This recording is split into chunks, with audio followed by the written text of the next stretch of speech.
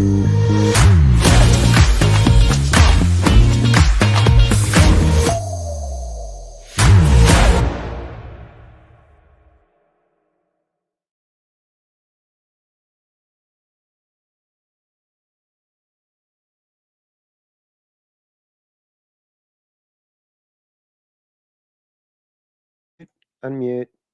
unmute. I was saying happy Wednesday and I realized we were muted. Hello, hello, everyone. Happy Wednesday once again. Hello, Dominic. How are you? Hello, thanks. I'm fine. Good. Welcome back, everyone, to another Create with Maxon with the amazing Dominik Ruckli. And let me very quickly go through the housekeeping because Dominic, as usual, has some amazing stuff to show us. So let me, I need to do this. Or this. There you go. This is the correct one.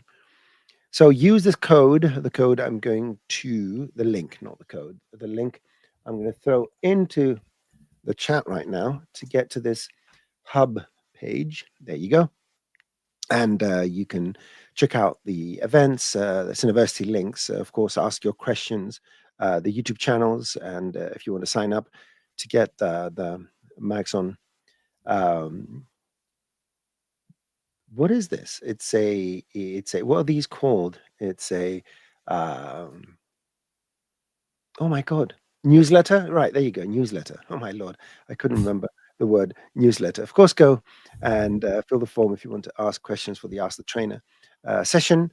And if you go to the events, you will see everything that's going on over here, including these fantastic shows by Dominic and myself, of course, just sitting here and saying nonsense. And then you can go to the Maxon Training Team YouTube channel to watch these recorded with timestamps and comments kindly provided by our friend and mentor, Dr. Sassy. Hello, Doctor. And of course, you can go to the Maxon YouTube channel where you can see amazing reels and artist presentations and a lot of other great stuff. And of course, go and learn ZBrush. Please do yourself that favor. And now available on your iPad/couch or bed or wherever you happen to be on the road. Finally, go to University to check out a lot of extremely high quality tutorials. Just go here and type what you want to search for, and an appropriate tutorial will come up. So with that said, let's go over here. There we go. And Dominic, what do you have in store for us today? So let me switch Thank your you, screen. Yes, yeah, hello everyone. So today we are going again with the Particle Nodes Modifier, but this time we dive a little bit deeper. So we already see it, we go a bit more advanced. So let me go to the next page. Today we are building first a push apart modifier, and in the second part we are building a mesh points attractor. So we just built now just 2 modifiers, but we go a little bit more in depth. So let me show. So the push apart modifier, we will do little setups. So the first setup will be with this super handy node called the point relax node here. And then in the next step, we will build our own point relax. So I will show you some videos then first when we jump in. Then I go into a little explanation. So what we like to do. And in the second part, we are building a mesh points attractor modifier where the particles get attracted by the points of a mesh. So this will look like this. And also here, I will explain a bit so how this works, this concept works. So, and then we will build it. And then if we have some time, I will go deeper and show you some additional examples. Actually here, the main image that we used for the stream is then an advanced version of this mesh point attraction with the shortest path. I will explain this later. And if you have some additional time, we'll go into some other setups here, a group separation modifier, a full tree branching setup. This is just for a little bit of a show off here. This is just if you have some time left, and then also an infection system that I did with the Particle Nodes Modifier. Yeah, but we start here with the first one, and this is this push apart modifier. So let me open some videos for you so you know what we are going to do. So first, it is pretty simple. So we are going to build and push apart. So a modifier where the particles are pushing apart by their radius. So this is what we're going to achieve. And here's a little bit more an advanced version that we can also use colors and of course turbulent fields to build this liquid motion. Let me show this again here. So yeah, I think that's it here. And we can jump into Cinema now. So let me close this. Then let's go into Cinema. And of course, what do we need first? We need an emitter. We need some particles, of course. Wait, let me open my cheat sheets here if I forget something. But here we have an emitter here. Let's rotate the emitter so we can have a look from above here. Oops, here we go. And then let's make some settings here. Maybe start with 1000 particles. We use shot. And also inside of the properties, we don't want speed. So let's check. I think we need more particles here. Oh, 1000 I said. Okay, let's go. And also we want to see the radius of the particles. So because we want to push apart by the radius of the particles. So this you can define here on the particle group. So check draw radius. And now we have a radius of 1, I think. Let's go to a radius of 2. So now we have a radius of 2. One quick thing, all the files that Dominik is making are available to download. Just go to the description text and you will find a link to a form, and you'll be sent a link to all the files. For anyone that has filled that form, the original link you got by email is valid for all the episodes of this month. So go do yourselves a favor and download the available files. Thank you. Thank you. So, okay, now let's have a look, and we see we have here overlapping particles. So it would be great to build a system where the particles are pushing apart so they don't overlap. So for this, we of course need here our good old friend, the Particle Nodes Modifier. Put this here under the group, and then let's open it and put it down here. Let's make some space here. Let's zoom in here a bit. And now, as I explained the last time here, inside here, the node graph of the Particle Node Modifier, we are working always one particle after each other. So we have now a problem. The particles don't know where the other particles are. So every particle is as its own.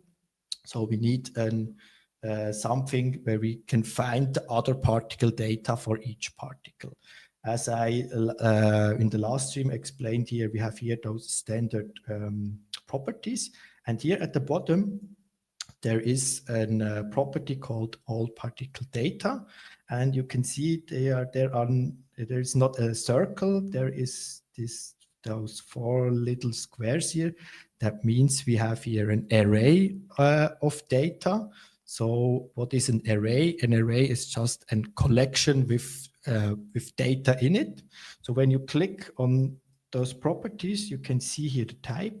So we have here an array collection of the position, unique ID, radius, and you can see this represents here the particle data and the particle properties.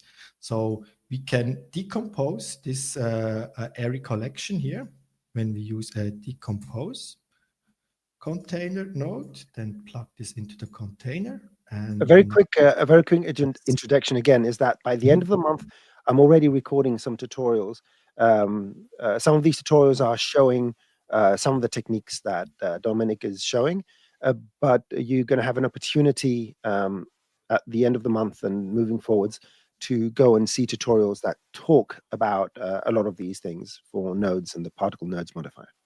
Thank you. Yep, thank you.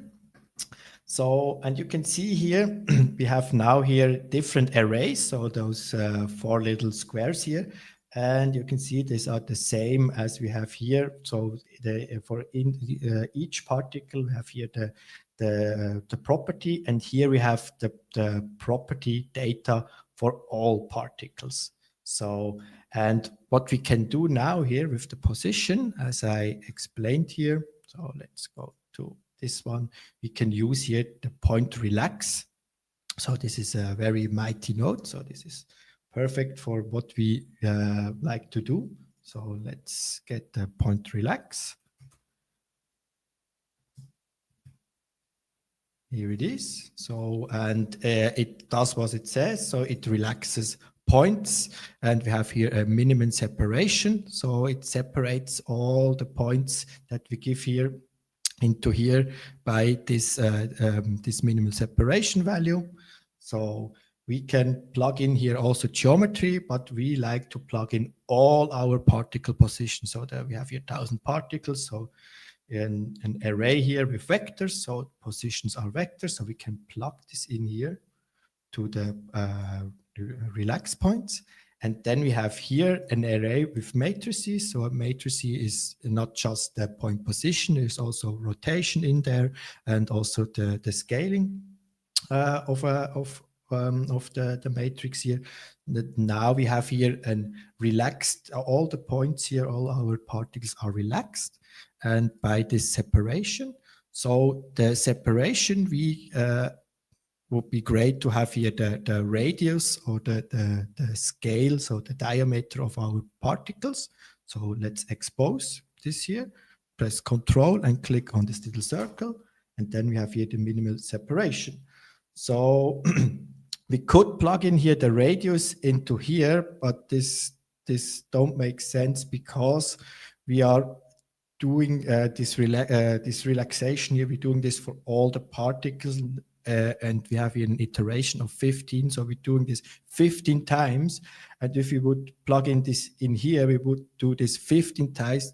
So we have 1,000 particles, so 1,000 times 15. So we need a way to get just the radius of one of our particle. So because they all have the same radius, and we have here an array with all the radius. So we can pick here the radius, for example, of our first particle. You can do this with a get element, and then plug in here our radius into here. And the index is 0, so here this doesn't matter. We take the first particle, and then we have the radius of the first particle, and plug this in here to the minimum separation. Then we have this, how many times we want to relax the points here. So this would be a good idea to have this as a parameter. So let's release it here on the nodes graph, add a new input. Then you can drag it in here.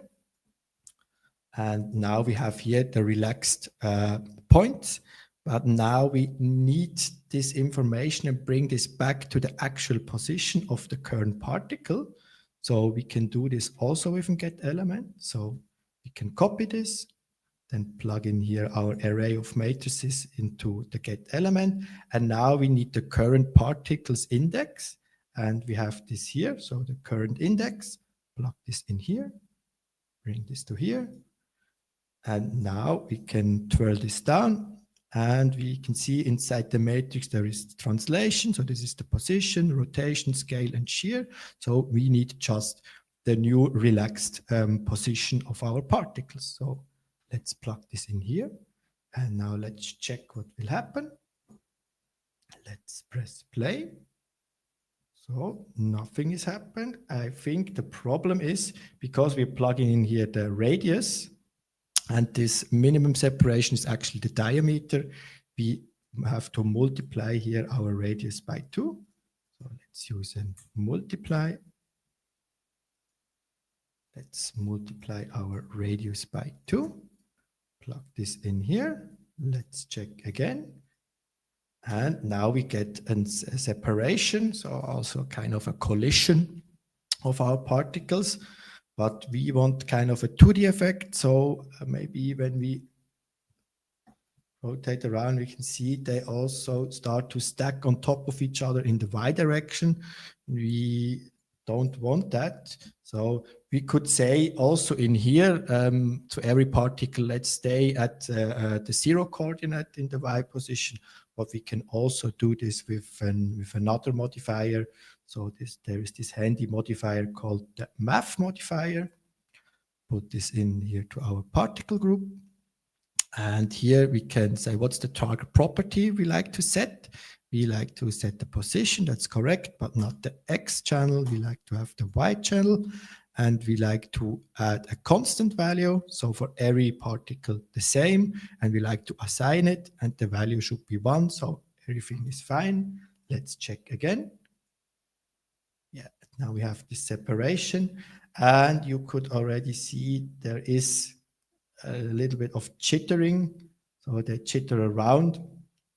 We can prevent this by, of course, adding here to the max iteration, here adding more iterations, but we can also up the substeps of our particle system here. So at the moment, when we go to the project settings, so Control D, when we go to simulation, particles, we have here substeps. So that means that the full particle system will just get triggered once on each frame. So when we say, let's go to 10 substeps, so on every frame we have 10 iteration of our whole particle system here. So maybe let's check this. And now you can see it is much faster. And we also reduce this jittering.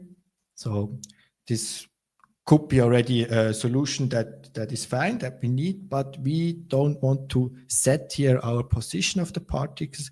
We like to have here because we call it as a push apart modifier, we like to have this more as kind of a force than of setting the absolute position here.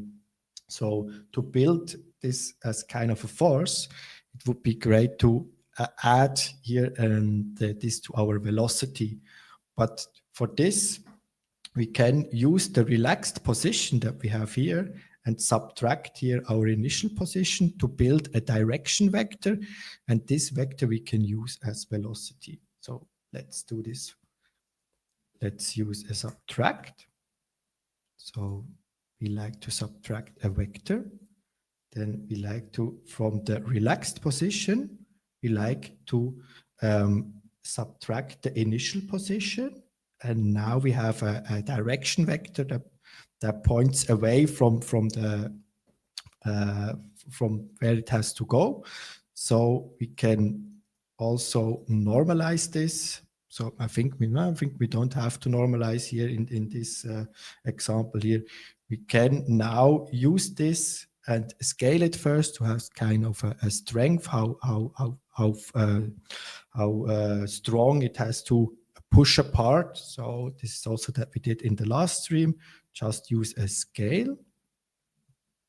Then let's use the scale. We like to scale a vector. Plug this in here. And this we can use as a parameter. Let's call it strength. Let's also bring this in here. So we have a nice setup here. And then this scaled vector we like to add to our velocity.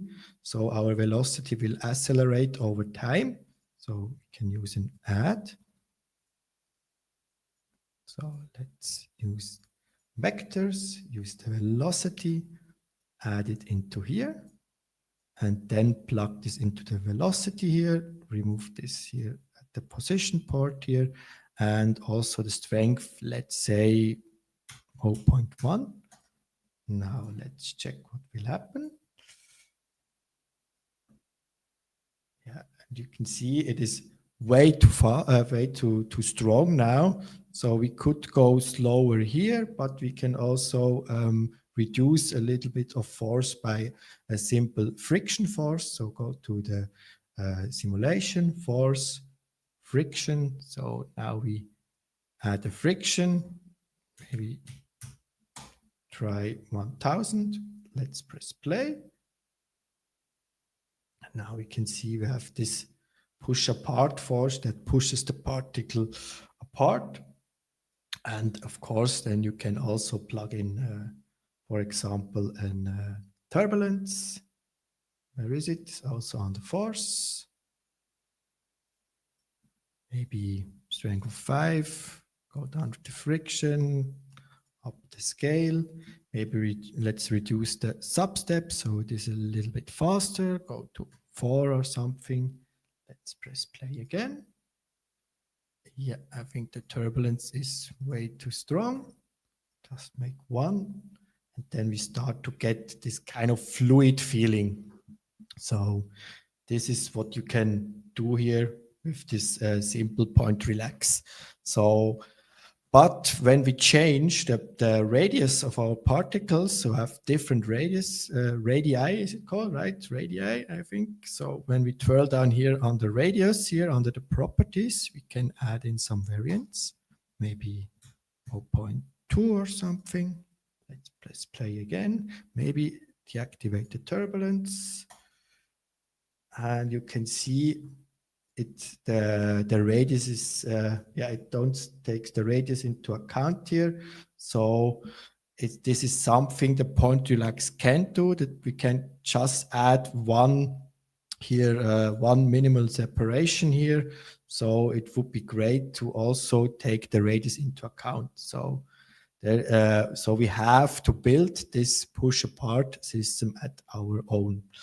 But I think before we jump into this, maybe Noseman, let's have a look at the chat. Are there some questions popping up? Yes. So let me take a quick look here. All right. I've been noodling around, so I haven't checked. No problem. Yeah. Okay. First of all, hello to everyone that has come to join us. We have over 100 people watching at this moment. Let's go. I'm not going to say hello to every individual. Why not? Sharon, Mikhail, Phil, Andrea, Adams, Jeremy, Shook Studio, Mikhail. Did I say Mikhail again? I think I did. Dances for Peas, Le Badger. Hello, Badger. Sebastian Wetzel. That's someone we know. The Maxon training team. Oh, wait, that's me. Brian Smith, Dynamic. Ivasenko, Jess, Virtually Visual. Hello, Jess. Who's that? Marco. Hello, Marco. Mr. AE4D. Brian Smith, Eric Silvermail. And in the other chat, Andy, my very good friend, Andy. We're going to try and get you on the show. Let me know if you want to jump on tomorrow. They asked the trainer. You are a trainer, aren't you? Yep. So Weasley, Suzanne, 3 Druid, who else? Agente Laranya, Jonathan Dowler, and Jello Chen, Suzanne Mai. I think that's all. I called everyone out. Fantastic. Now let's look at some of the questions here. Someone was asking, why would we use nodes, right? Why would anyone want to use nodes? Well, it has been replied, but let me sort of add to that. The Cinema 4D is simple. You can use MoGraph to do a lot of stuff. Nodes is just a different way to wrangle data. That's it. You have more free access into the data that comprises Cinema 4D in a similar way that you would use something like Python and so forth, but in a visual way. So it's not replacing anything. It's just an additional thing for people that want to create stuff. Let me give you an example. So Cinema 4D's particle system works with the modifiers, and the system works with the hierarchies and the children of the groups and all that is quite straightforward. And once you get the basic understanding, you can do a lot of things with the current modifiers. By adding the particle node modifier in the mix, now we can do whatever we want, whether Maxon has developed a modifier for something or not. The example is, I think, what Dominik is going to show here is, for whatever reason, we don't have a way to do particle-to-particle collisions. But what Dominik is going to show, or you will see in his files, is that we can make that. Although it won't be as performant as having it built in to work on the GPU, it's still an option when you can't do that. And believe me, even with a few million particles, the particle nodes modifier works very, very decently. The system is very fast. So yeah, it's not replacing anything. It's just an additional thing for anyone that wants to get into more the wrangling of the data. So let's see any other questions. If you have anything to add to this, I'm moving down the list of questions. Perfect explain. Thank you. So let's see. Hello, supplemental. Yep. Let's see. Okay, so there's a question here. If I understand it properly, Brian Smith, could you do what you did with the math model have been handled in a node? The answer is yes. There are many things you can do in one single particle node modifier that you would use several other modifiers to do with. So again, it's just an alternative way of doing things. One thing you do need to remember, though, and that's the important thing, all the modifiers work. So modifiers work on the GPU. So all the modifiers we have, which are part of the modifier list, particle modifiers, they work on the GPU. So whatever they're going to do, it happens on the GPU. The data doesn't need to come down to the CPU. The particle nodes modifier requires the data to come down from the GPU to the CPU to be processed and then uploaded again. So you do have this flexibility, but if you're having nearly real-time advection with Pyro with 5 or 10 million particles, doing something with nodes with 5 or 10 million particles is going to be significantly slower. So yes, you can, but the particle node modifier does not work in the GPU. But the way it works is it only downloads the data it requires. So here I'm going to make a little note. You have used, Dominik, the particle data. All the first node on the left is the oh my god, I can't decompose container. And before that, you're reading all the particle data. Yes. I was told that when you do this, it downloads all the data from the GPU to the CPU because you're requesting the whole array. But if instead of getting all the particle data, you use the get particle property node, that using the get particle property node, if you just click C and type get particle, the get particle property or get particle property array, you can tell it to pick only one of the arrays you required. And that way it makes the time to access that data from GPU to CPU much faster because it's requesting less data. I think that's how it works. If any of our developers is in the chat, let us know if you do have time, if Sure. it does go faster. Great. Yeah, that's a good tip. Yeah. Yeah. Hopefully it's true. I mean, it's a good tip if it's true. So it looks like it works. Yeah. So I plugged in here the get particle property array and typed in position. Yeah, it works with a single. The question is, does it work faster because it requests less particles? So Yes. increase the particle count to a few million, and we can see. Okay, let's see what this question. So I have another question here by Trex, PIBX Trex. Is now it's similar to Grasshopper inside Rhino? Can we use geometry and math nodes? I haven't used Grasshopper. I've heard of it. I haven't used it. And Rhino has only come across my desk a couple of times for different reasons. But all nodes systems have similarities. Now, having said that, Cinema 4D's scene nodes was designed to work with geometry and then extended to work with particles. So the answer is yes. And part of the tutorials we're planning for the next couple of months includes how to deal with geometry. So that's okay. How would I go about making emissive particles using this rig? Emissive, you mean using redshift with emission, or to reproduce particles? I think you mean the former.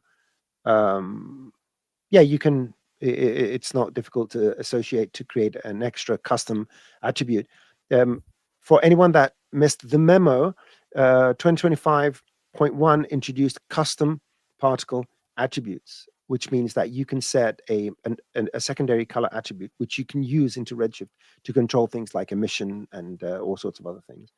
And yep, let's see. Andy, position. Yes, the if you use the get particle property or particle property array, make sure you go to that drop down and type the property as it is. It's case sensitive, so position with a capital P, Yes. alignment the capital A, and so forth. And yes, using Redshift with emission. And it's as I said, so you would go and create a custom property. And in that custom property, you're going to set it to RGBA, and you're going to give it a name, my emission, and you're going to read it in Redshift. There may be examples for those in the parts of the tutorials I'm making. There's a lot of stuff to do. And maybe, why don't you join us tomorrow? I'm going to show you tomorrow how to do it in the Ask the Trainer. Excellent. So I'm going to hand it back to Dominik. Please continue. Thank you very much. Yes, thank you. So let's jump back to the presentation. So as I already explained, with the point relax, this is a cool, simple method. So we can relax the particles here by their radius, but they all have to have the same radius. So, but we can do this at our own. So let's go further here. So we can do this point relaxing at our own. So now it gets a bit techy, but I hope you can follow along. So everybody that knows me from my tutorial, I always try to explain stuff as good as I can. So, and then we can build step by step. This was also a question that popped up last time. So how to approach stuff like this. So it is always good to break down stuff down step by step. That is what we are doing here now. So let's have a look here on this slide here. So let's assume here we have 3 particles here. They have different radii and they are overlapping.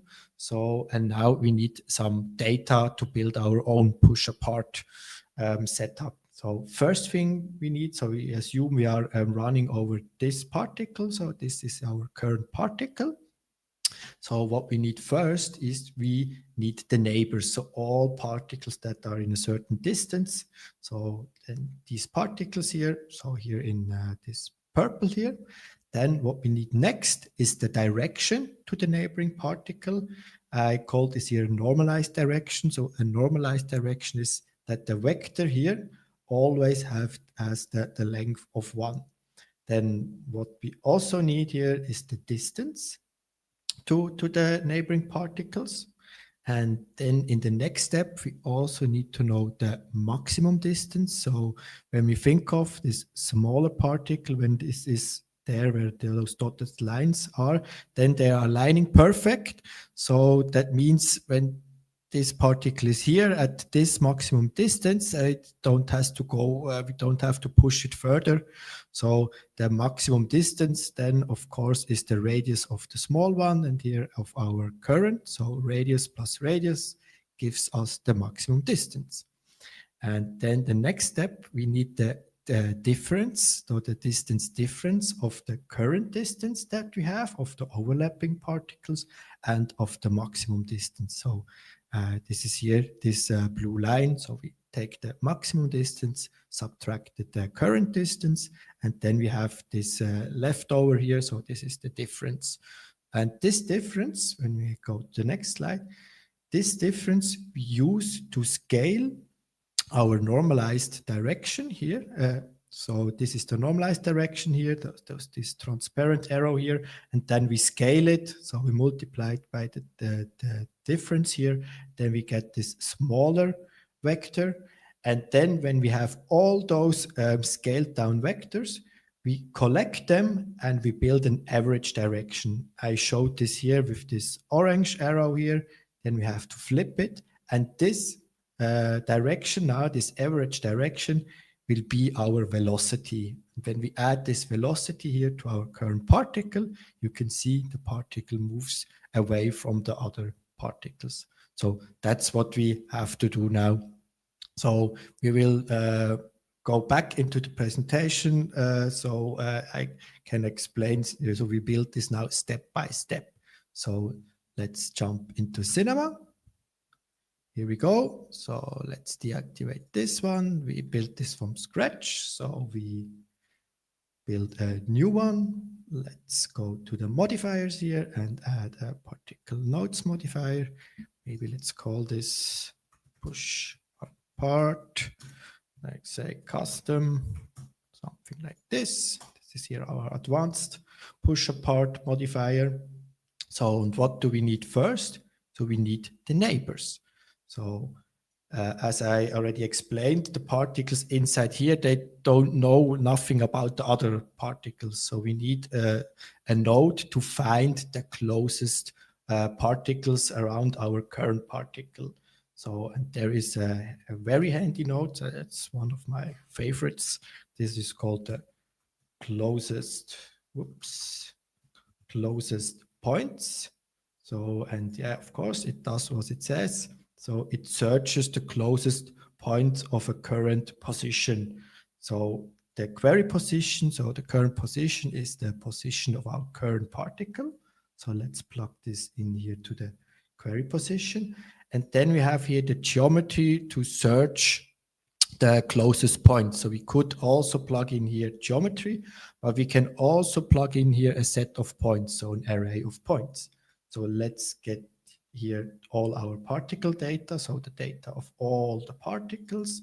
Let's use again the decompose the container, and now we have here all the positions of all our 1,000 particles that we have here in our system, and we can plug this here into the geometry. Then let's have a look here at the settings. There is a selection string, so if you work with geometry, you can define a selection, but we work with just points, so this is useless here.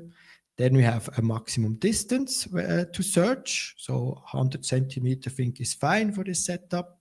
And then how many neighbors we like to find. So I think one is not enough, so we can definitely define, this via a parameter. So let's bring this out here, this in here, and go to our modifier here and say, maybe let's search for 8 neighbors. And what we have here now, the output of the closest point, you already can see it is the nearest indices. So now we have here the index or the indices of all our neighboring particles. Just maybe let's press play and let's zoom in. So maybe for this particle, it finds this, and this one. So we have the indices, so the index of each neighbor particle. So great. So we have here our neighbors. Next step, what do we need is the normalized direction and the distance. So we need not just the neighbor indice, we also need the neighbor position. So let's dive in. Now, because we have here an array of 8 neighbors, we have to iterate over those neighbors. So there is a very handy concept inside C-Nodes where we can iterate over an array and do an operation and collect this data at the end. So let's use an iterate collection, plug in here our indice array, and here you can see this iterate collection has this curly bracket little icon here. So that means we are open now in collection. So we iterating over our 8 neighboring indices, and here under element we have the indice of our neighbors. And with this indice, we can grab the position of our neighbors. So let's use a get element. So plug in here our positions, and then let's say put the elements, so the indice of our neighbors into the index, and now we have here the positions. And now again, we have to build a direction. So we can do this with a subtract. So data type is vector. So, and we could subtract the neighbor position from our current position. So, but as I explained here, we need the flipped direction. We can already do this here. So let's switch those. So now we have already the flip direction, the direction that points in the other direction. And now we have here all the directions, and those directions we have to normalize as I explained here. So we need the normalized direction.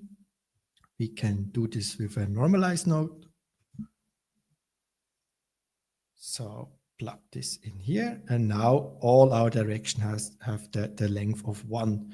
So maybe let's make this also this pinkish, so it has the same color as in the in the explanation slides. And then we also need the distance, so the distance from one particle, from our current particle to the neighbors. So there is a node called distance. We could do this with this one. So you plug in 2 vectors, and then you get the distance. But because we already have here our direction, which can just measure, so the direction is actually this green arrow, so we can just measure the length of this vector. So let's type in length, and then we have here the vector length. Then let's measure here our direction, and this is then our distance. Maybe let's call this distance and make it also green. Great. So what do we need next? Let's go back here. So we need the maximum distance. So this is, as I explained, the radius plus the radius. So let's go back. So we have here the radius of our current particle, and we also need the radius of here our neighboring particle. So also let's use a get element, and here are all the radii of all the particles. Plug this in here. Also the elements into index, and now we have here all the radius the radii of all our neighboring particles here. Then let's add them together. Let's use the radius of our current particle and the radius of our neighboring particles, and now we have here the max distance. Maybe what was the color? It was kind of yellowish orange. Okay, something like this. Great. So what was next? We need the distance difference. So we have to subtract the current distance by the maximum distance. Let's use a subtract. Then from the maximum distance, the current distance, and this was blue in the slides. So here we go, and now we have here this difference. Maybe call this. It's great. Then let's go back. So what do we need next? Now we need the normalized direction we already have. We have to multiply or scale it by the difference here. So let's take here, this is here, our normalized direction. Let's use a scale. So we like to scale a vector. So our normalized direction, and scale it here by the length here of our difference here. And now we have here our scaled direction vectors here. And now, because we need an average direction of all our scaled directions here, we have to collect them and then build an average. And this is the end of here our iterations, because we started here an iteration over all our 8 neighbors. So we have here now the scaled directions of all our 8 neighbors. We have to collect them now. So we have to close this loop here. So we can do this with it's called assemble collection. So we like to assemble everything that's inside this iteration here. You can see we have here also this curly bracket. So that means here the iteration stops. So it ends here. So we can plug this in here. So now we are closing this iteration and collecting here the values. But of course, we have to specify here the data type. There are different ways to do this. The easiest way is just to expose the data type. And we know we want to collect vectors. So when we want to build here an array of vectors, so a collection of vectors. So we could use here, for example, this position, that this is already an array with vectors, plug this into the data type, and then it generates here this type of, we can delete this now, and now the assemble collection is set. You can see here the data type, you can also throw this down, it is an array with vectors inside. This is the easiest way to set this data type. Of course, you could also go in here and set it in here or down here if you need a special custom data type. But that's it. And then we can collect here all our scaled directions. And now we have here again an array with all our neighboring, with the 8 directions of our neighboring points. And can I jump in for a second? Just want to say what Dominik is showing now, closing the loops and all that, those are standard things which you learn once. Dominik is showing it in an active, he's in real time building an asset right now. Okay. It's the equivalent of watching a developer writing a plugin in real time while you're watching it live, right? This is not recorded, it's live, unless you're watching it recorded, which makes it a recording of a live. Oh, sorry. So the idea being that although it may appear confusing because we got 9 or 10 nodes in there and we're trying to do certain things, there are certain rules that apply to the difference between arrays and iterations and single variables and then compilations of variables and all that. It's a number of rules which once you learn, you can use across the board. The one thing I want to say is that scene nodes is literally a visual programming language. So it has more, let's say, programmatic concepts available to you than other node systems.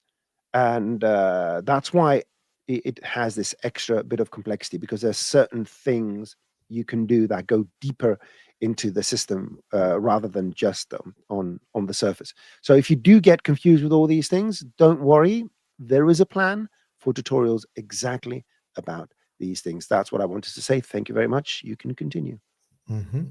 Yeah, that was very well explained. It is, as you said, it sometimes it looks a bit complex, and I also want to try to explain it as good as I can, so as also take you a little bit of the fear of this stuff. So it could, if you get the basic concepts of, as you said, it is a little bit of a visual programming. It starts to make a lot of fun if you get the idea. And this is the similar thing that when you learn a programming language, or you're learning geometry nodes, or you learn vex and wops inside Houdini, you have to understand this basic concept of programming.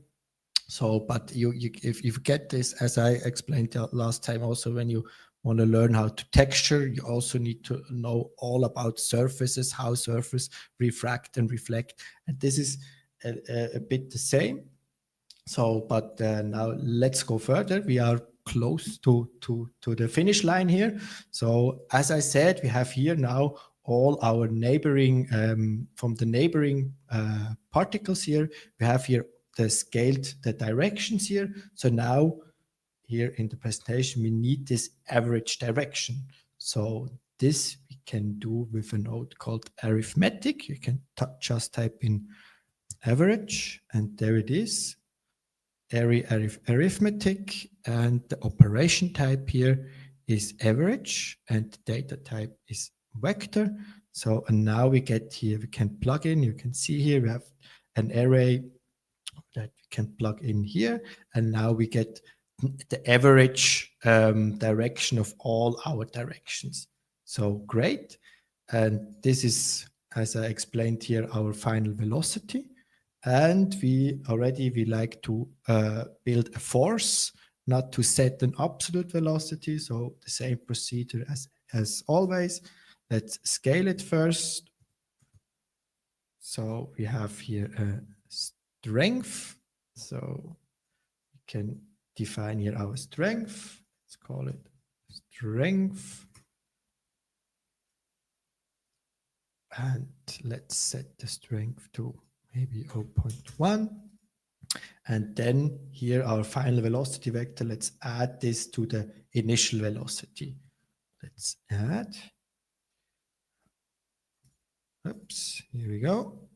Let's set the type to vector. So take the velocity and add it in here to the, here this together. So, and then to the velocity output. Now fingers crossed, hopefully everything works. Let's check.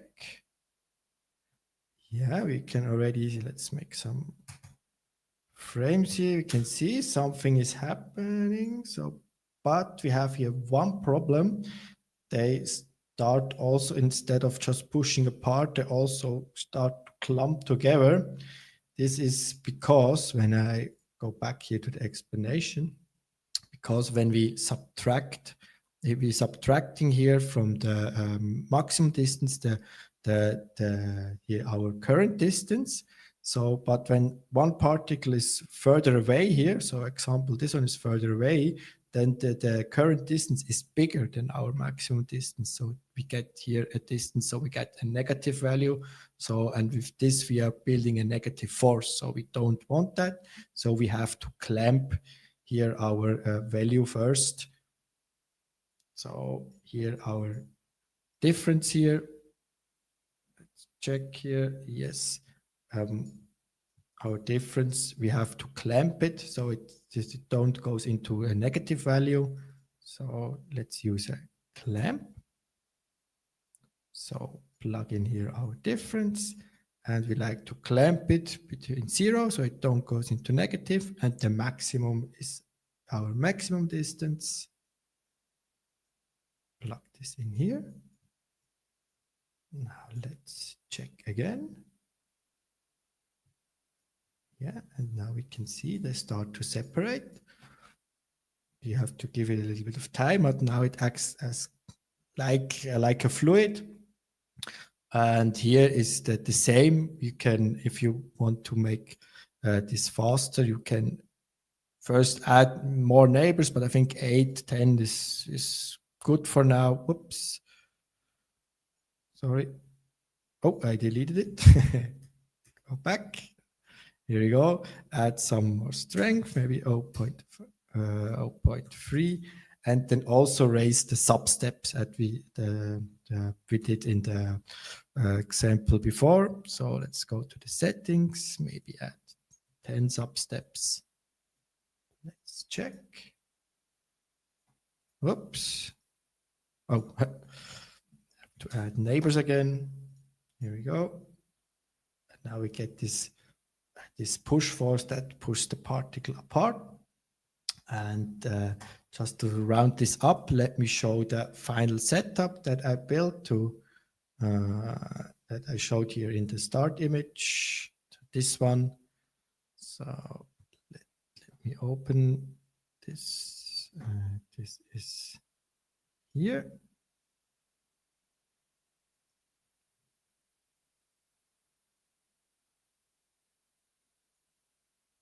Okay, let's check. And here you can see I also added some colors, also some turbulence, and also a lot of substeps here to have a nice separation here.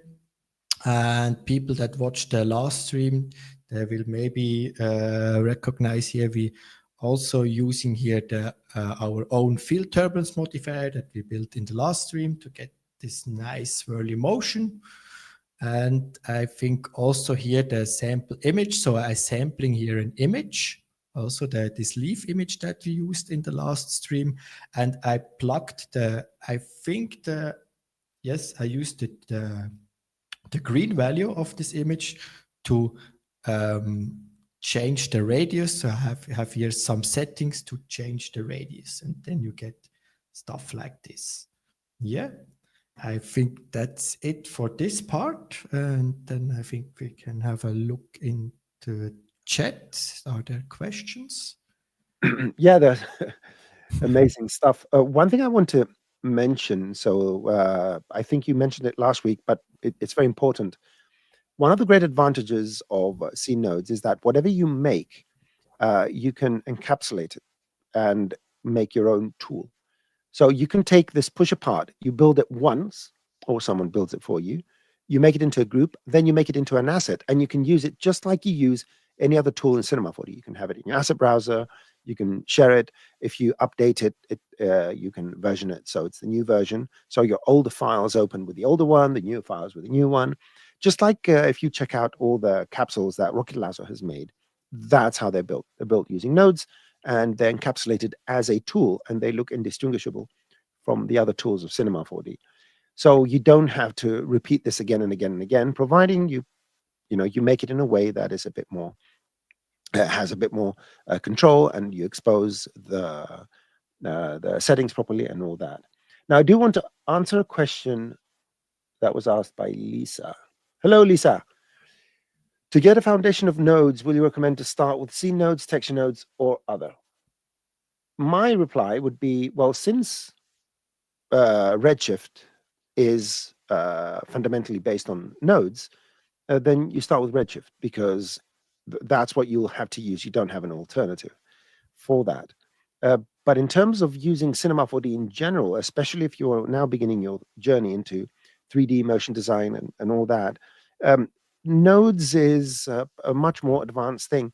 Everything you have seen made in production by Cinema 4D artists and studios up until, I would say, yesterday, has been made, with the exception of Dominik's stuff and a few others that use nodes, have been made without the use of scene nodes. So don't forget, Cinema 4D is an amazingly powerful and easy to use software, which can do great stuff. And until you have learned how to use the classic tools, believe me, the need for doing production using the node system is very, very small.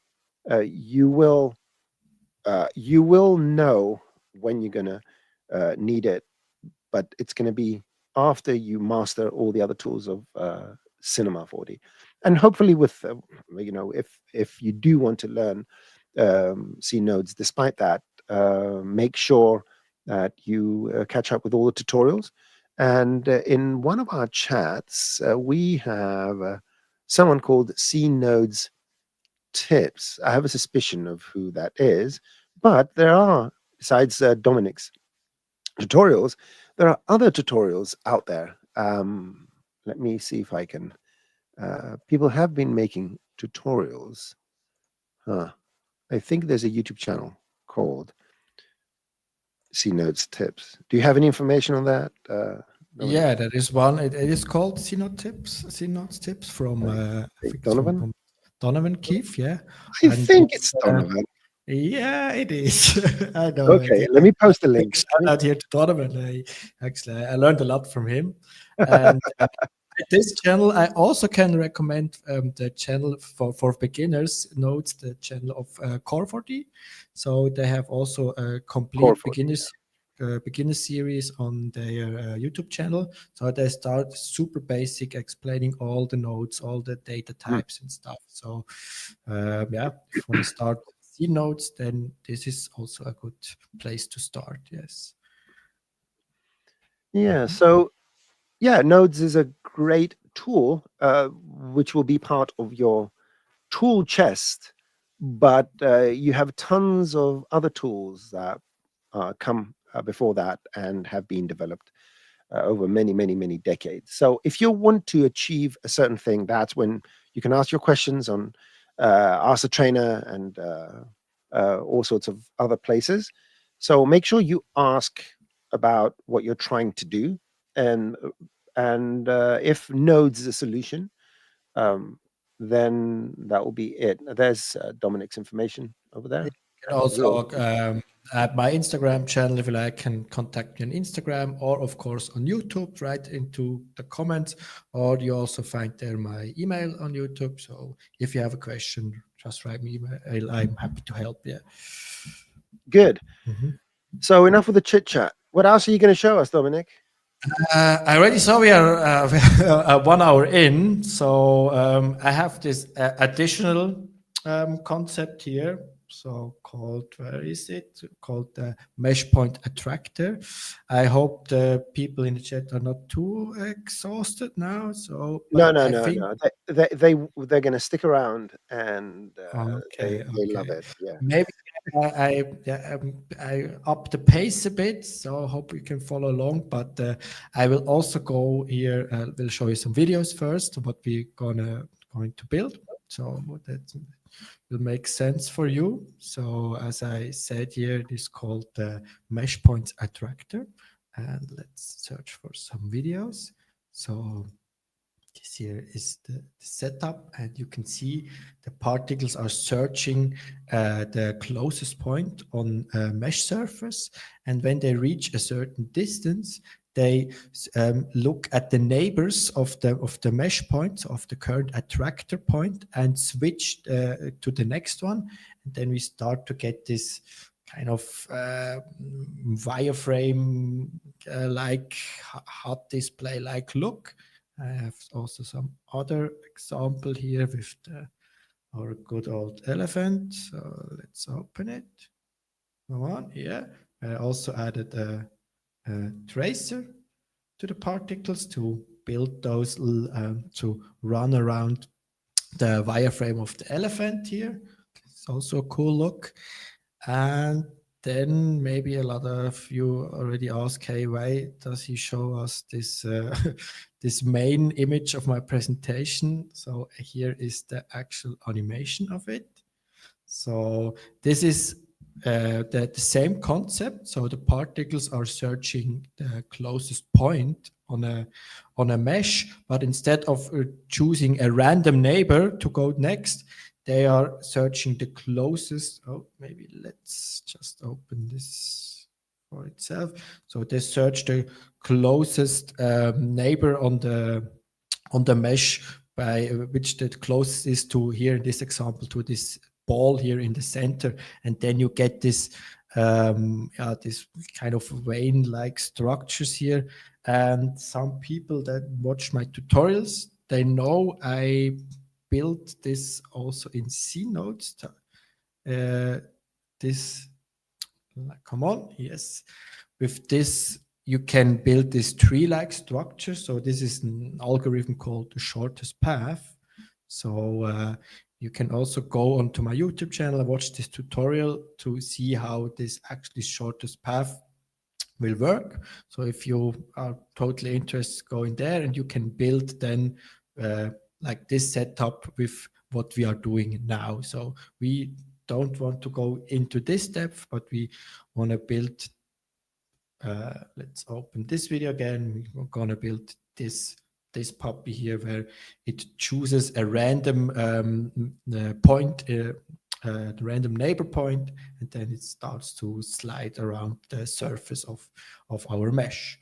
So then I would say I have here a little explanation. Hope everything is not too bored about this stuff, but I think it's important to understand the concept behind it. So we have here a mesh with 9 points here, so super simplified. And then we have here the emitter. So we're looking from the side, we're looking in kind of a 2D view, and then we emit like here 3 particles.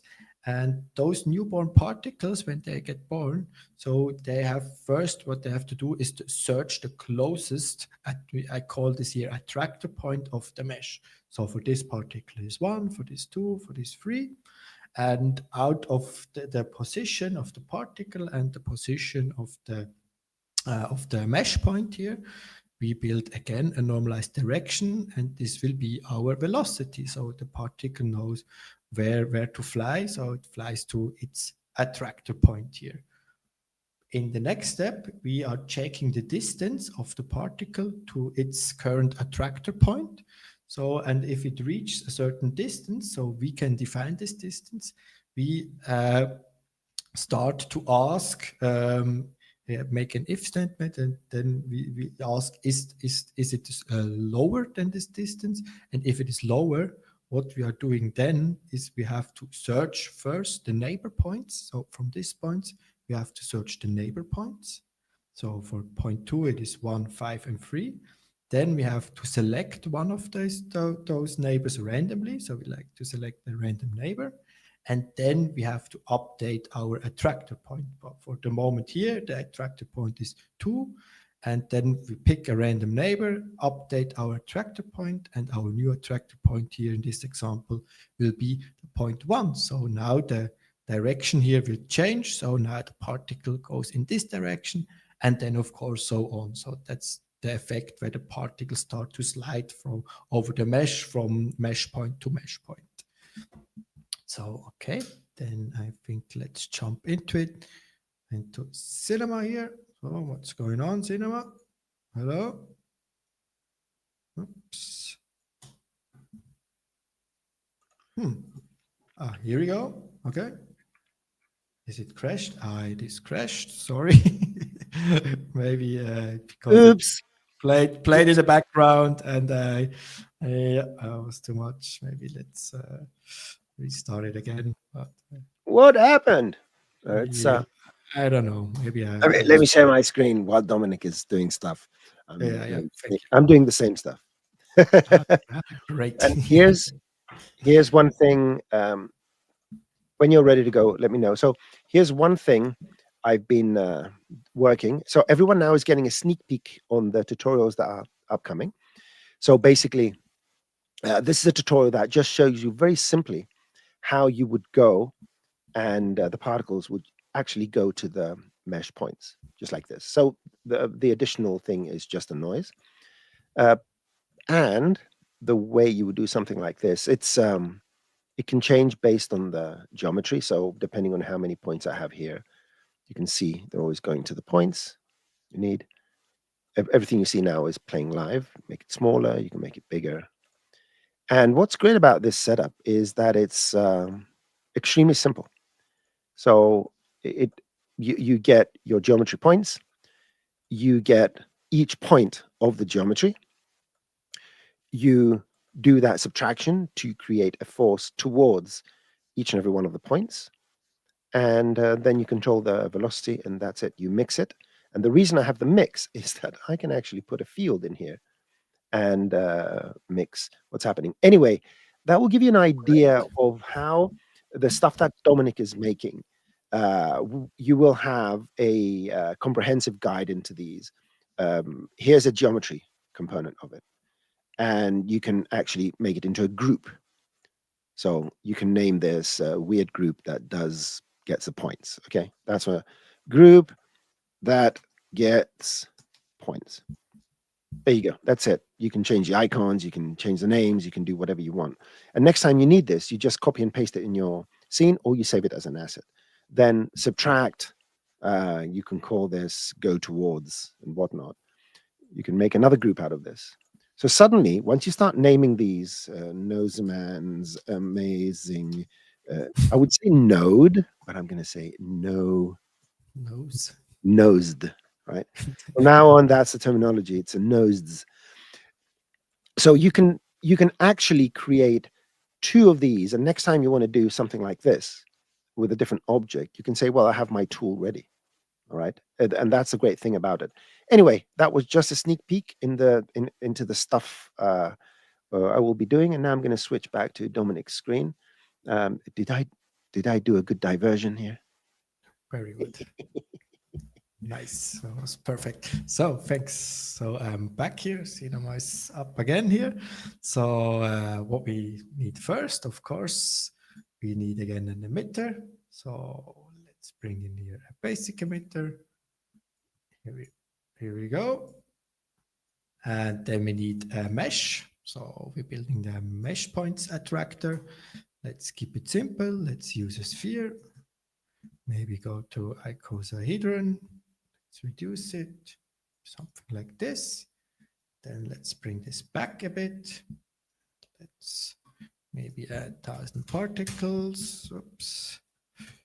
Make them bigger so you can see it better here. Let's press play. Great. Then we need where is it? Our Particle Nodes Modifier. Add this to the particle group, open it, then go into here. Let's bring up my cheat sheet. Great. And so let's go back to the presentation to see what we have to do. Oops. A piece of advice to everyone: never ever have a cheat sheet on your main screen. Yeah, I can't function without a cheat sheet, and I advise everyone to cheat. Just write notes everywhere. Just stick notes everywhere. Okay, so we need first, of course, we need to search for the first attractor point. So, and this we need to do when the particle the particle are borning. So it's just this time when they are on the first frame, when they get born, then we have to search for the attractor point. And if the attractor point is found, we have to set this attractor point. So that's the thing we do first. So every particle needs an attractor point. So we can define this with our own custom property. So let's go into our settings here. To particles, let's add a property, and maybe let's call this attractor. And because we are searching the indices here on our mesh, we can choose here index, and now we have here our custom property called attractor. And we also need the information when a particle gets born. So let's go to the basic emitter. Then under output here, we see we have this custom property. It's called born. So the basic emitter knows when our particle gets born. So we can also go to the custom properties and add another one. Let's call this born. So we could use here a Boolean value because the born state could be true or false, but it is actually it works with the Boolean, but it is, to keep it proper here, so it is actually also an integer value. And then you have here this little auto checkbox. So because normally when we build custom properties, we are the only person that can manipulate those values here inside. So we have to allow our emitter here. We have to allow the emitter to override our custom defined properties. So, and that's why we have to check here this auto, and now we are allowing here the basic emitter to override this our custom property called born here. Then let's go to the emitter, then use the born here, then bring them into our setup. So let's say get property. So let's get the property. This will be born. This is the attract. Let's say, okay, the mode is the current. From the current particle, we like to have the born property. And this is an integer. And also the attract. Let's copy it here so it's a little bit faster. Bring this in here. Also integer. Then we can check now here our property by just plugging into the radius. And now when you right click here on the property value, open the data inspector, and let's go a frame forward. And now we can see we have here 40 particles. And all those particles have here the Born value of 1. So maybe let's go a frame forward. And now we can see, okay, the particle from before, they have now the value of 2, and the newborn particles have the value of 1. So that's what we can use to say when a particle gets born, when not. So for this, we can use a condition. So there's a node called compare. So we use a compare, and then we have here the operation type. So first, what do we like to compare? We like to compare here our born value. The data type of the born value is an integer, and we like to check if it is the born value equals to 1. So that means if it is equals to 1, the particle gets born. So then we have here a value.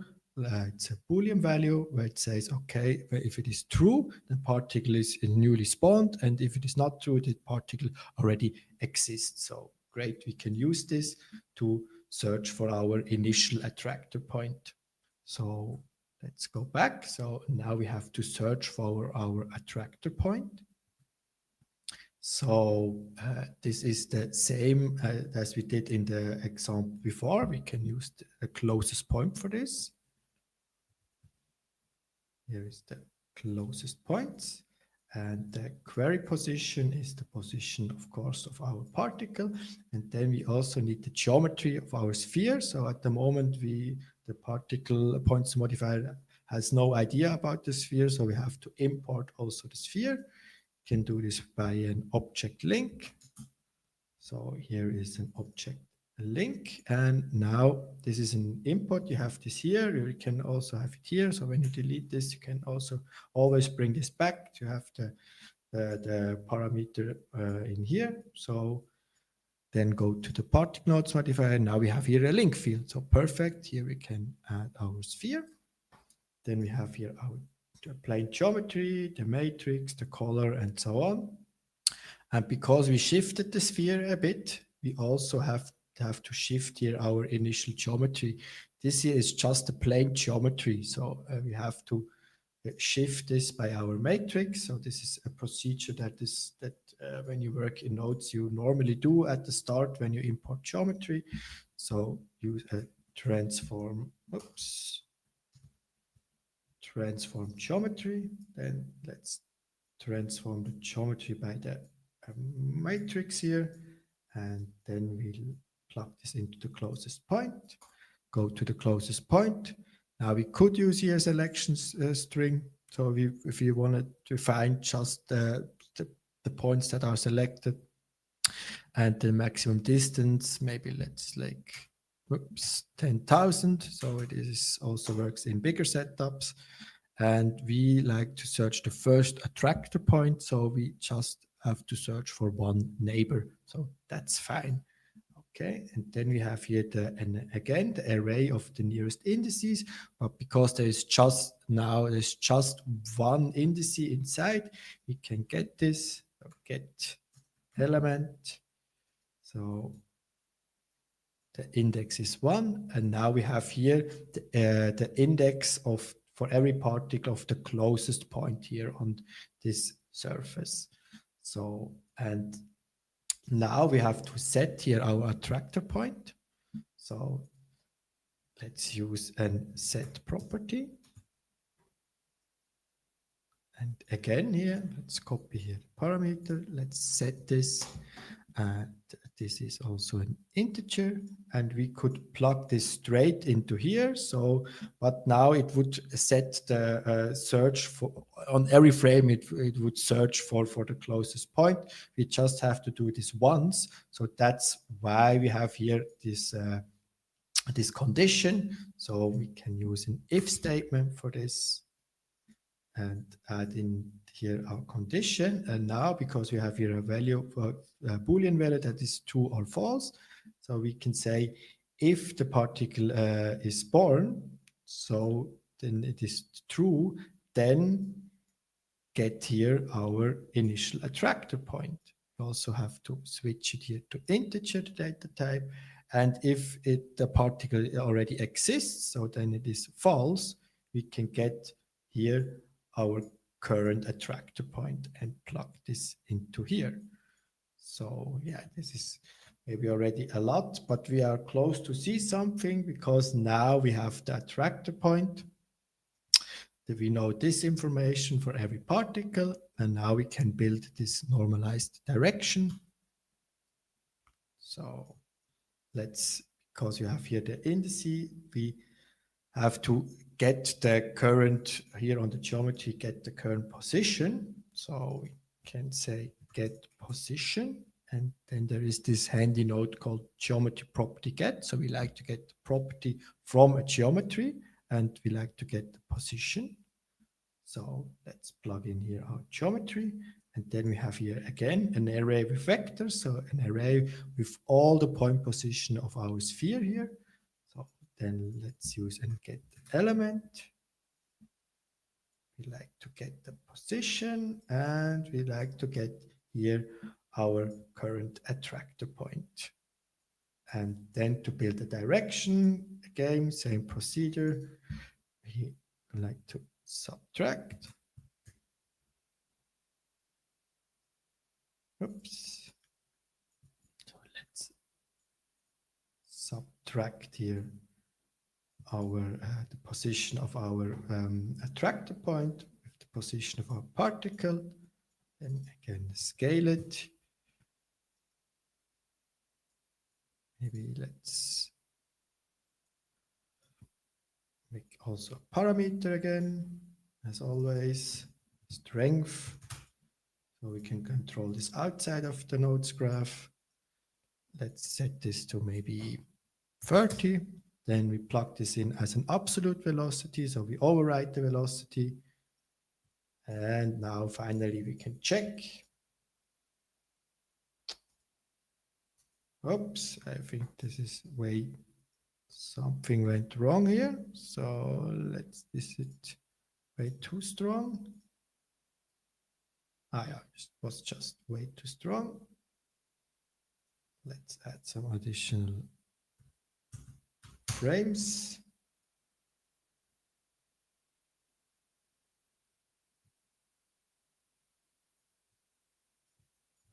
Yeah, and now you can see they start to reach here the closest point. Of course, they get stuck here because we have to go further here in our explanation. So on to the next slide. Now we have to check the distance here. So how can we do this? So let's go back here. Oops. Now, because we have here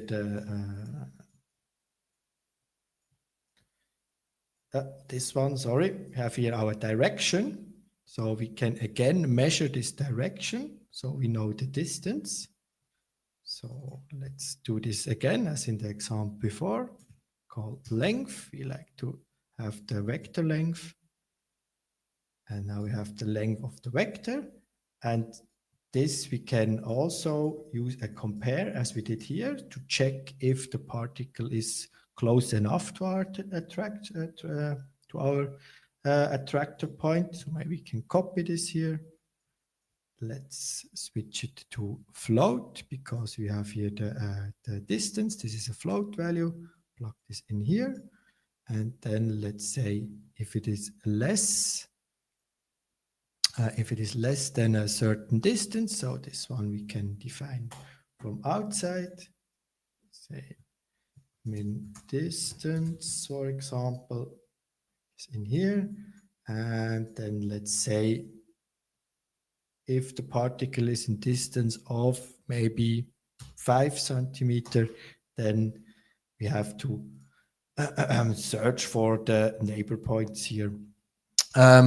We are close to the finish here. So are there some questions again before I do the last part here, or should I just work? Yeah, very quickly, before you go on, this is a special thing for Brink 3D. is it LDN or IDN, whatever. So is this what you want to emit from a source, do something, and then go to a destination? If this is what you want, unfortunately, we can't do it. See, that's a joke. Of course we can do it. And yeah, it's a fairly simple setup. But yeah, we can emit from sources. There was a question by Marco that says emit from an object or emit. No. So what you need to do if you want to emit objects is first of all, go and watch all the particle tutorials on Cineversity. And very quickly, when you have any kind of emitter, you create a MoGraph clone or a matrix. If you put it in a cloner, you can add any object you want, set it to objects, and drag the particle group in here. And now each particle is going to become a matrix. There you go.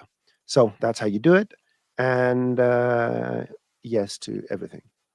I'm handing it back to you, Dominik.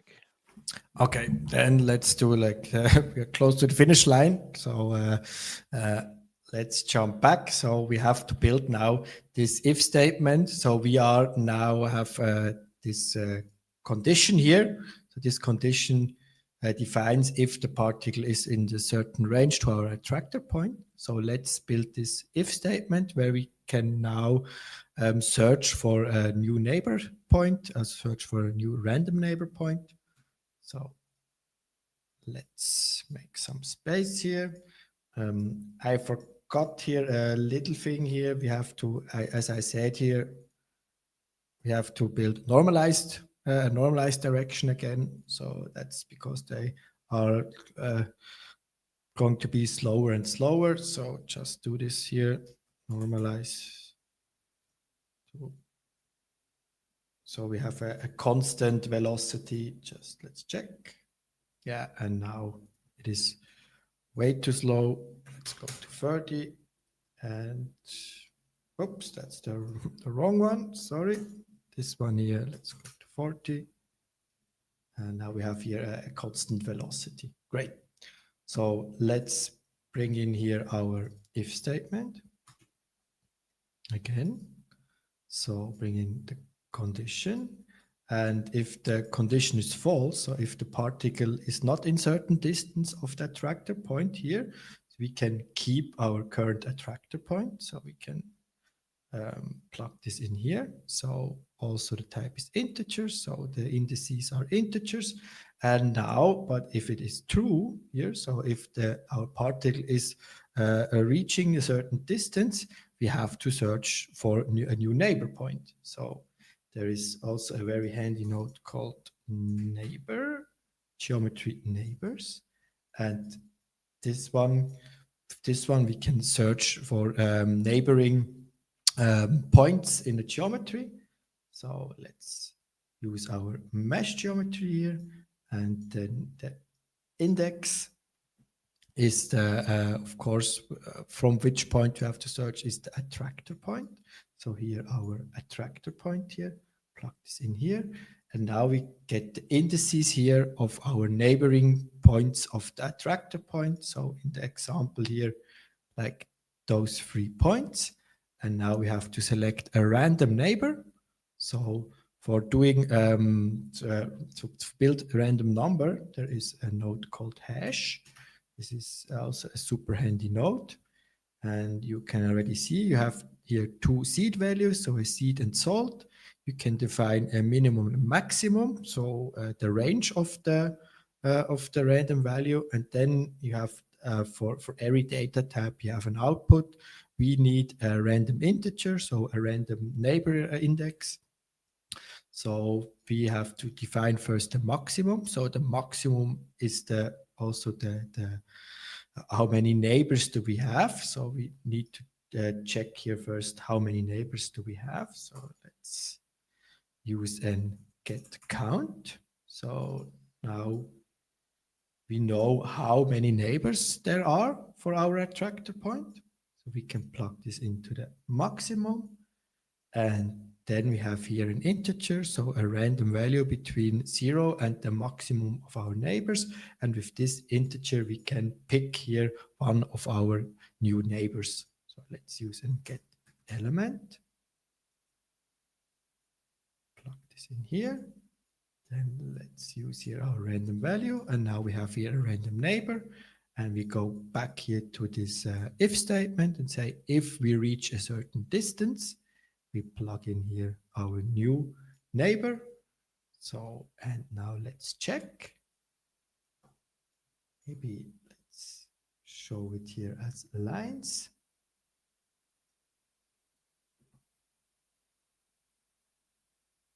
Here we go. And you can see we have one problem. They all go in kind of the same direction. This is because here on the hash, we have the seed and salt. So that means every particle has at the end here the same integer. So this makes no sense. So we need to make here a random seed and salt for every particle on every frame. This is pretty easy.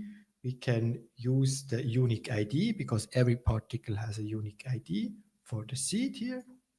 So maybe bring this down here. And then because you also want this on every frame, we can use the age of the particle. This is here. Bring this down here also. Then let's check again.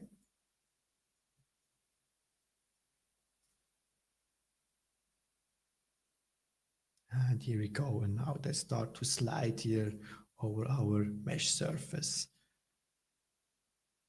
Yeah, I think that's it. And then, of course, you can color it. You can play here with the settings. Maybe when you up the minimum distance here to 10, they start to change direction much earlier. So maybe let's check this. Yeah. Get a bigger distribution, or you can also go super low here and then you get those sharp turns of the particles, for example. Oh, I think this is too sharp, huh? No. Okay, let's go to 1. Yes. And then, of course, add color and stuff. And you could also build, just for the last step, you could build an, instead of set an absolute velocity, we could also build this as kind of a force. So let's add here our newly created velocity here to our initial velocity. Then of course the strength has to be very low. Maybe let's check this. Oh, I did something wrong. Add this to the velocity.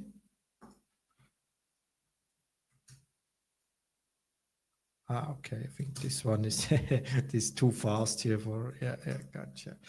I think so, to reach the, no. I'm not 100% sure why this don't work. So we could try to get add some friction to remove some energy. Maybe this will help. This is way too much.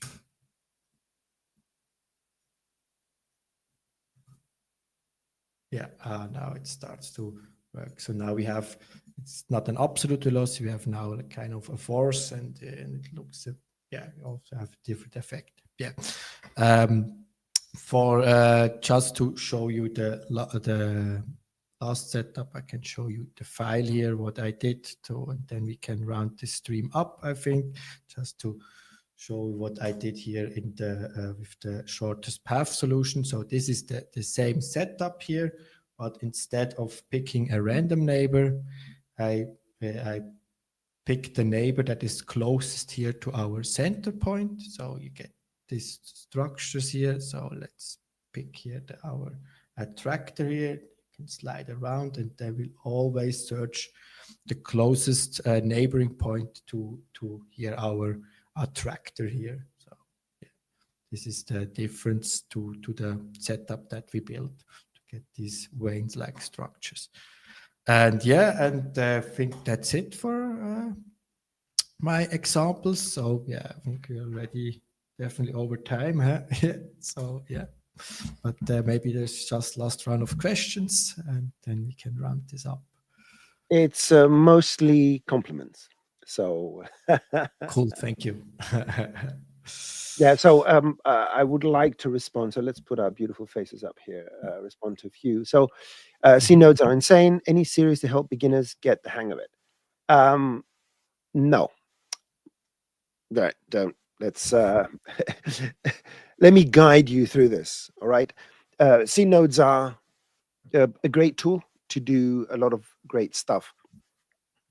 If you are a seasoned Cinema 4D user and you understand data types and data structures and stuff like that, the tutorials that we are going to be making over the next few months are going to be a good guide into getting into nodes. Because, and the reason is, there is a lot of overhead in terms of learning structures, arrays, containers, synchronization, elements, and all that kind of stuff, matrices, vectors, and all that. If that is stuff you comprehend already, then the methodology will be presented in tutorials. But there's so much overhead in terms of knowledge that has to do with nodes, with nodes in general, when it comes to the to wrangling the data, which makes it an extremely high, let's say, bar for us to cross. It's extremely difficult because we will need to make an enormous amount of tutorials for that. What the hope is that by enticing more people, geniuses like Dominik and others that are using the technology to do more content.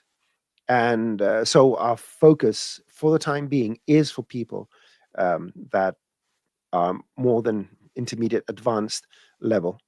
So they only learn the specific C nodes techniques, but they already understand the data, the structures, and all that that stuff.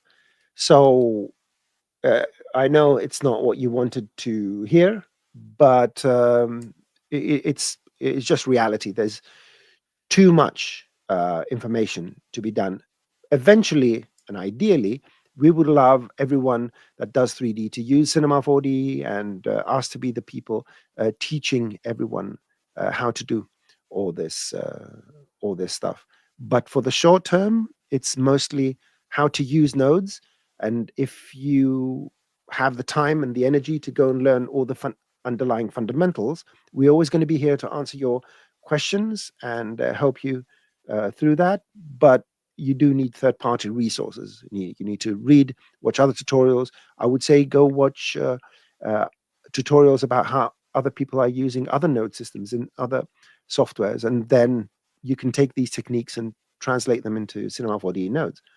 But the most important thing, and sorry for saying so much, make sure you know Cinema 4D standard tools, because there's a question here that says, can you use it to create? Let's see, where is that? Where was that question? About a landscape or some sort of with a spline, make roadways using a spline. You can do that using fields. So my suggestion is learn how to do things with the standard Cinema 4D tools. And if you get to the limit of what Cinema 4D can do, then go to the next level. If you do have questions on how to do certain things, tomorrow is a very good time to ask them at the Ask the Trainer, so that we can, see some of these potential solutions, to see how much can be done using Classic and how much potentially can be done using nodes. And the answer is yes, you can modify meshes using splines. And yeah, anyway, let's see what a couple of questions I think for you. Let's see. This is the one that Donovan replied. Core 4D has a series of very basic workflows and so forth. The other thing that Donovan has brought up many times, and he's right, there is type of workflow in nodes which doesn't require you to understand data structures and all that. That's the modeling component of nodes. You can string together many node setups. That's what And we're doing next time. yeah, you're going to show that, aren't you? Okay, so next time we will doing nodes modeling. So there's not there you go. So that's technical stuff. It will be a bit easier. So to follow along, hopefully. fantastic. The other one, which we get very often, Lisa says, what GPU do you use on your system? You seem to handle your files very well in your system. It's actually, I have a very old GPU here. I have two of them. I have 1080 Ti here in my computer. So not even an RTX card or something. Yep. But yeah, it's because nodes mostly work on CPU. Yep. My CPU is, I think it's a Ryzen. I don't know. It's an AMD thing. Not totally true. But nodes is, I think, also good CPU is the important stuff, not the GPU.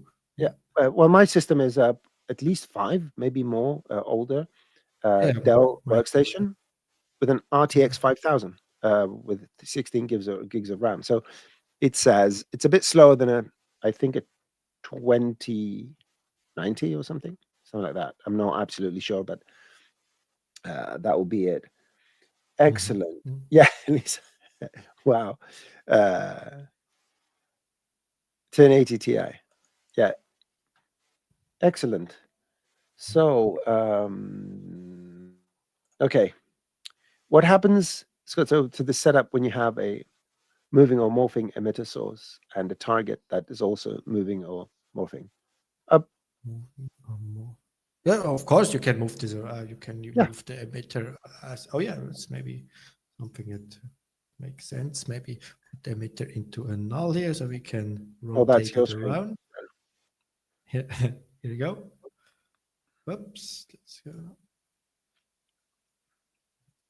Okay, let's play. Let's make the particle smaller here, maybe, and a little bit faster. So then you can start to rotate this around and place the particle on the surface. Yep, and you can move the mesh as well. Yeah. Oh yeah, and of course, because that's the you see now it's the important part here. When you like to move the object around, so that's why we made this here. So when you import a geometry, transform it first with the matrix. So otherwise, maybe you can see what will happen when we change this here. So let's plug in this directly. Let's press play again, and now you can see it starts to. Because we have just the raw geometry here, you can see don't take the matrix into account. So all the projects, you just butt in again for shilling 5 or V. All the projects, you'll find them in the description text below. If you go to in the link in the description, you will find all the projects you just sign up, and the link you're going to get through email is valid for the whole month. You can get all the files from all the shows. Well, we've held on to about 100 people. That is commendable. Great job, Dominik. A few thousand will watch it over the next few days. As usual, there's a lot of interest for this subject. Tomorrow we have the Ask the Trainer. At the same time, I'm recording tutorials, and there's going to be a batch out by the end of the month, and then we're going to have more. Thank you, everyone, for coming. Special thanks to you, Dominik, for giving us, the inside scoop on how you make your amazing stuff. And see you tomorrow for the Ask the Trainer, and next week for part 3 of our series with Dominik. So, take care, everyone. Bye-bye, Dominik. Bye-bye, everybody. Bye-bye.